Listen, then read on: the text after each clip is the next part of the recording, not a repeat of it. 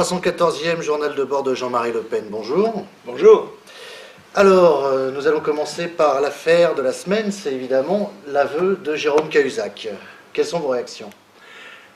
Écoutez, je crois qu'il y a quelque chose d'assez saisissant dans le fait que Cahuzac ait menti avec cet aplomb. C'est qui lui est d'ailleurs peut-être plus reproché que son propre dépôt en Suisse. Et je pense que c'est un homme intelligent, qui a de l'expérience. S'il a eu ce comportement, c'est qu'il se sentait absolument garanti. Il pensait qu'il n'y avait aucun risque. Et s'il pensait qu'il n'y avait aucun risque, c'est parce que il pensait que on avait fait ce qu'il fallait pour que l'affaire ne sorte jamais. Et je pense que ce sont peut-être les Suisses qui ont sorti l'affaire, un peu pour se venger des demandes réitérées du gouvernement français.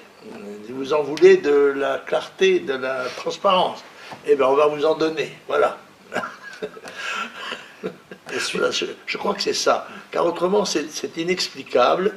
Après, eh bien, il joue le jeu à l'américaine, c'est-à-dire la repentance, le pardon, les larmes, enfin pas les larmes, il n'a pas pleuré quand même, bon. Mais je pense qu'il doit être très, très seul maintenant. Il n'a plus beaucoup d'amis, et moi, en ce qui me concerne, moi je ne hurle jamais avec les loups, même quand ils ont raison. Et face à ce scandale, Marine Le Pen propose la dissolution de l'Assemblée nationale. Oui, on voit bien que le régime est à bout de souffle, quoi. C'est même pas seulement le gouvernement, c'est le système lui-même qui n'en peut plus. Et on ne voit pas quelles initiatives intelligentes et utiles pourrait prendre le chef de l'État. Donc, dans ces conditions-là, on perd du temps. Et comme le disait, j'entendais M. Saint-Jour ce matin, qui concourt à la présidence du MEDEF, dire la situation française économique ne cesse de s'aggraver. Donc, toute perte de temps doit être éliminée. Or, je crois qu'il est du tempérament de M. Hollande de tergiverser. Et Marine Le Pen a parfaitement dit, on ne voit pas, cet homme n'avait pas poursuivi ni mis au clair les turpitudes du Parti Socialiste dans le Nord-Pas-de-Calais ou dans les Bouches-du-Rhône. Bon, donc on ne voit pas pourquoi le chef de l'État ferait ce que le chef du Parti Socialiste n'avait pas fait en son temps. Je crois qu'elle a tout à fait raison. Alors je pense que la dissolution, encore faudrait-il qu'il y ait un système électoral qui permette d'avoir une assemblée qui soit conforme à la volonté du peuple.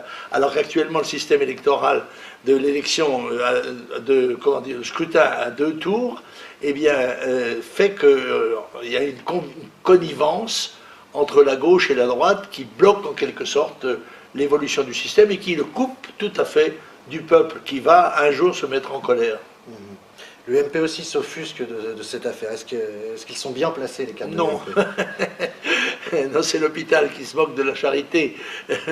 Non, ils ne sont pas mieux placés, ils sont aussi eux-mêmes couverts de scandales. Rappelons quand même que M. Chirac a été condamné à 2 ans de prison, que M. Juppé a été condamné, je crois, à 18 mois de prison, et que M. Sarkozy fait tintinabuler sur ses arrières une série de casseroles plus ou moins sonores. Bon, par conséquent, je crois que la pudeur devrait les pousser à la discrétion, mais il n'est pas impossible d'ailleurs que, se renvoyant la balle, ils finissent par s'éliminer l'un l'autre, ce qui serait notre souhait en quelque sorte. Alors M. Cahuzac sera certainement exclu du Grand Orient. Harlem Désir, lui, premier secrétaire du Parti Socialiste, a exposé que par son attitude, Jérôme Cahuzac s'était lui-même exclu du PS. Écoutez, lui aussi n'a pas de leçon à donner. Je crois qu'il a été condamné aussi pour des histoires de tripatouillage divers. 98 notamment, ouais. Et est-ce qu'on peut en conclure qu'il faut être honnête pour être franc-maçon et socialiste? Alors là, il n'y aurait plus personne dans les loges. La loge serait désertée à ce moment-là. Non, non, non, on n'exige pas ça des francs-maçons. Enfin, on l'exige sur le papier. Dans la réalité, on fait avec ce qu'on a, et ce qu'on a n'est pas toujours très odorant, dans le bon sens du terme. Et pour afficher sa consternation face à cette affaire, le président de la République a proposé des mesures pour lutter contre de tels agissements. Selon vous, est-ce que ça sera efficace? Non, écoutez, ça serait comique si ça n'était pas tragique. Le président croit calmer l'opinion en annonçant une fois de plus des mesures salvatrices. Mais on sait bien que ce qu'il y a à faire dans le pays, c'est beaucoup plus important que ça, et tout le monde est convaincu que ça n'est ni l'UMP ni le PS qui peuvent faire ce changement.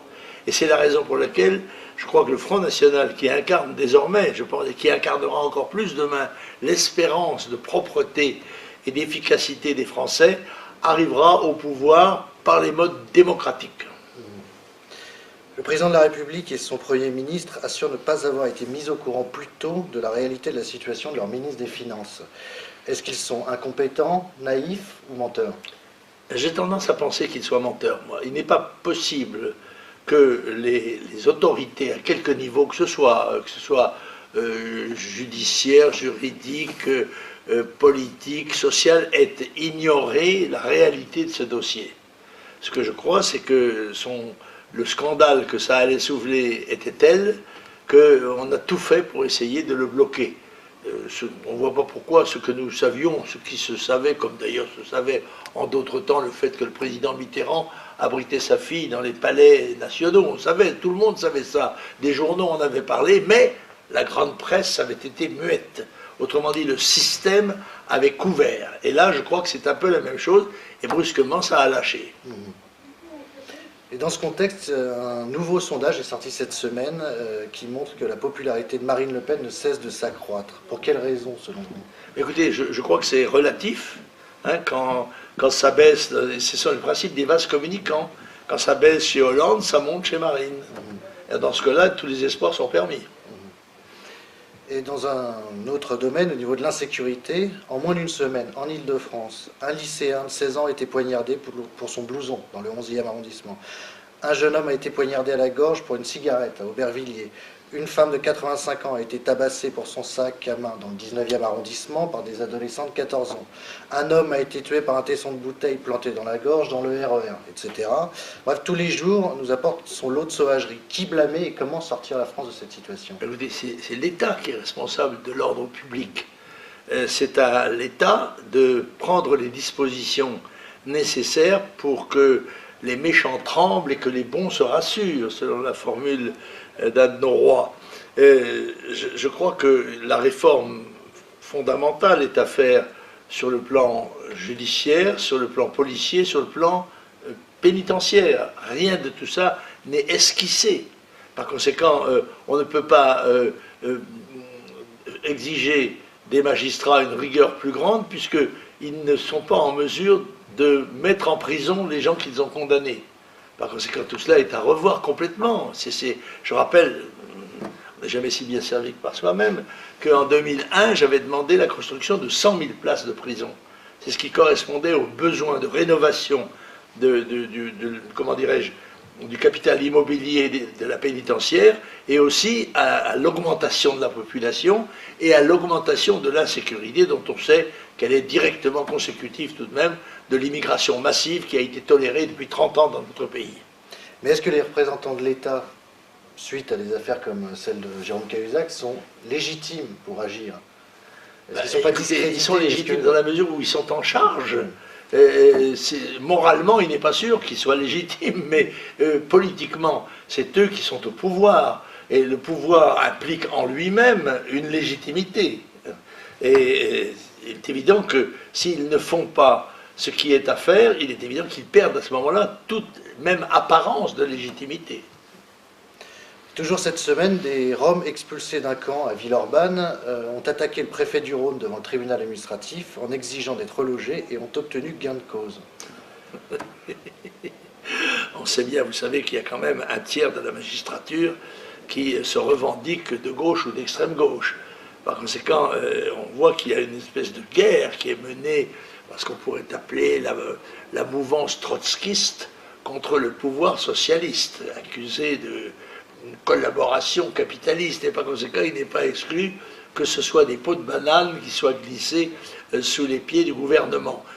Cela étant, je crois qu'on voit maintenant avec les Roms que le début du commencement de ce qui va arriver.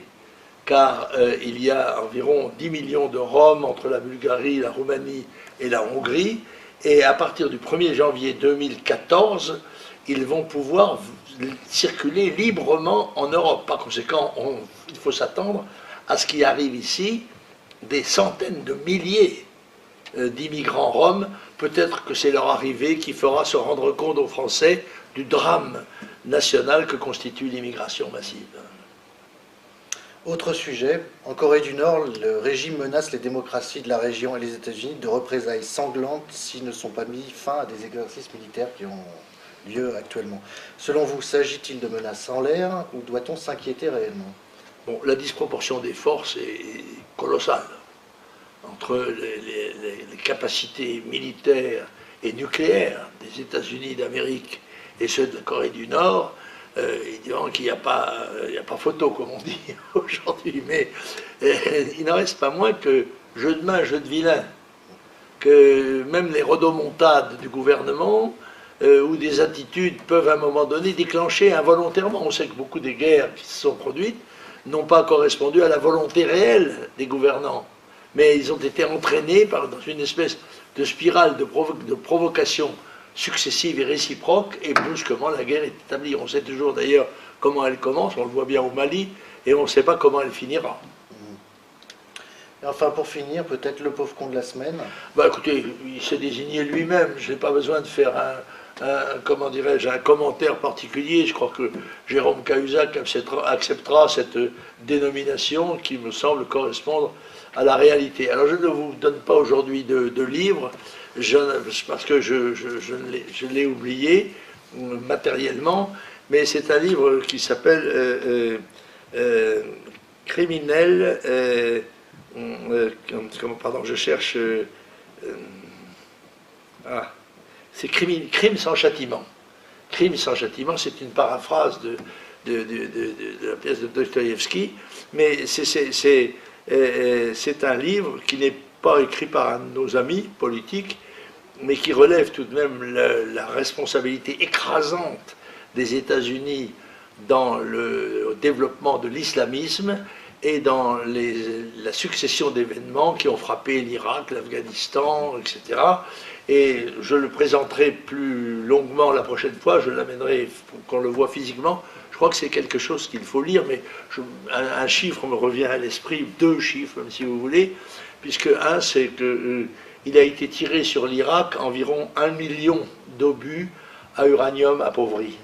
Ce sont des munitions qui provoquent des rayonnements radioactifs dangereux. Par conséquent, le sol de l'Irak est truffé de ces obus et des éclats qui sont véritablement effrayants.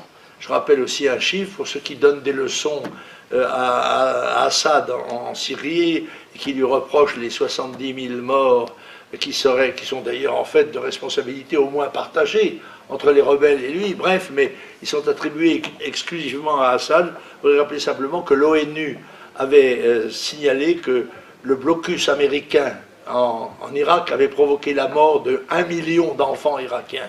Alors que c'est quand là aussi, pour grimper au cocotier, il faut avoir le caleçon propre, et l'oncle Sam l'a particulièrement taché. Mais au nom de la démocratie. Ah, pareil. L'honneur est sauf. Jean-Marie Le Pen, merci. Rendez-vous la semaine prochaine pour le 315e journal de bord. Merci, au revoir.